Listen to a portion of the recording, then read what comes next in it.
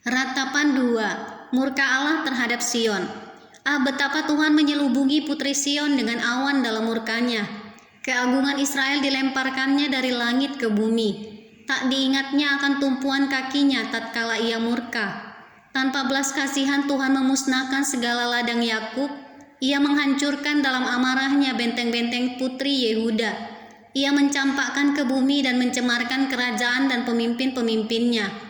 Dalam murka yang menyala-nyala ia mematahkan segala tanduk Israel, menarik kembali tangan kanannya pada waktu si seteru mendekat, membakar Yakub laksana api yang menyala-nyala yang menjilat ke sekeliling. Ia membidikkan panahnya seperti seorang seteru dengan mengacungkan tangan kanannya seperti seorang lawan, membunuh segala yang menyenangkan mata dalam kemah putri Sion, memuntahkan geramnya seperti api.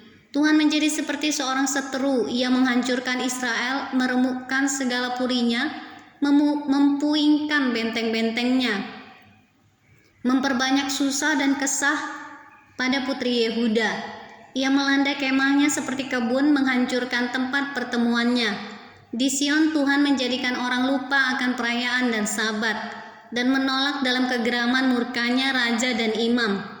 Tuhan membuang mezbahnya, meninggalkan tempat kudusnya, menyerahkan ke dalam tangan seteru tembok puri-purinya. Teriakan ramai mereka dalam bait Allah seperti keramaian pada hari perayaan jemaah. Tuhan telah memutuskan untuk mempuingkan tembok putri Sion. Ia mengukur semuanya dengan tali pengukur. Ia tak menahan tangannya untuk menghancurkannya. Ia menjadikan berkabung tembok luar dan tembok dalam. Mereka merana semua. Terbenam gapura-gapuranya di dalam tanah. Tuhan menghancurkan dan meluluhkan palang-palang pintunya. Rajanya dan pemimpin-pemimpinnya berada di antara bangsa-bangsa asing. Tak ada petunjuk dari Tuhan, bahkan nabi-nabi tidak menerima lagi wahyu daripadanya. Duduklah tertegun di tanah para tua-tua putri Sion. Mereka menabur abu di atas kepala dan mengenakan kain kabung. Darah-darah Yerusalem menunjukkan kepalanya ke tanah. Mataku kusam dengan air mata, remuk redam hatiku, hancur habis hatiku karena keruntuhan putri bangsaku. Sebab jatuh pingsan kanak-kanak dan bayi di lapangan-lapangan kota. Kepada ibunya mereka bertanya, mana roti dan anggur? Sedang mereka jatuh pingsan seperti orang yang gugur di lapangan-lapangan kota ketika menghembuskan nafas di pangkuan ibunya. Apa yang dapat kunyatakan kepadamu? Dengan apa aku dapat menyamakan engkau, ya putri Yerusalem? Dengan apa aku dapat membandingkan engkau untuk dihibur, ya darah putri Sion? Karena luas bagaikan laut reruntuhanmu, siapa yang akan memulihkan engkau? Nabi-nabimu melihat bagimu penglihatan yang dusta dan hampa. Mereka tidak menyatakan kesalahanmu guna memulihkan engkau kembali. Mereka mengeluarkan bagimu ramalan-ramalan yang dusta dan menyesatkan. Sekalian orang yang lewat bertepuk tangan karena engkau, mereka bersuit-suit dan menggelengkan kepalanya mengenai putri Yerusalem. Inikah kota yang disebut orang kota yang paling indah, kesukaan dunia semesta? Terhadap engkau semua seterumu mengangakan mulutnya, mereka bersuit-suit dan menggertakkan gigi. Kami telah memusnahkannya, kata mereka. Nah, inilah harinya yang kami nanti-nantikan. Kami mengalaminya, kami melihatnya. Tuhan telah menjalankan yang dirancangkannya, ia melaksanakan yang difirmankannya. Yang diperintahkannya dahulu kala, ia merusak tanpa belas kasihan.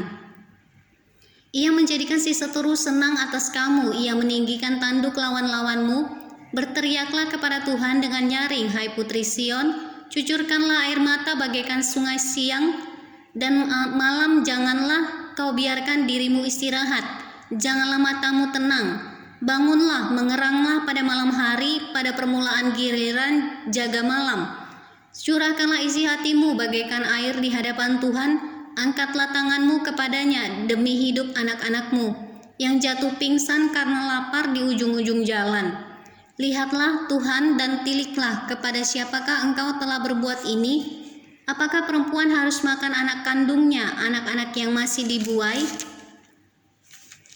Apakah dalam tempat kudus Tuhan harus dibunuh imam dan nabi?